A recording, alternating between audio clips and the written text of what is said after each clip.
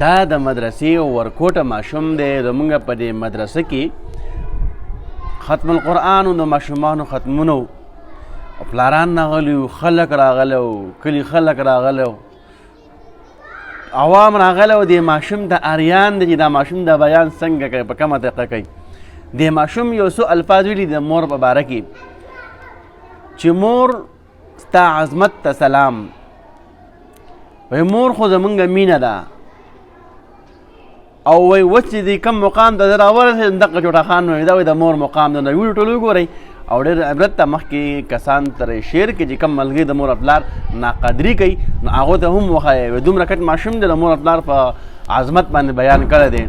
نو وایي تاسو وګورئ په کور کې ماشومان ته راولګوئ چې دا ماشومان دې عبرت والي. جزاک الله احسن الجزا. دا زموږ سره ورکوټه ماشوم د هغې نوم دی یاسر شاه او د پلار نوم یې دی عزیز الله جي. نو دغه ماشوم دی الله زموږ دا محنت قبول کړي او تاسو زموږ سره مینه محبت کوم کوئ، الله دا هم په خپل دربار عالي کې قبول او منظور وګرځوي. جزاک الله احسن الجزا.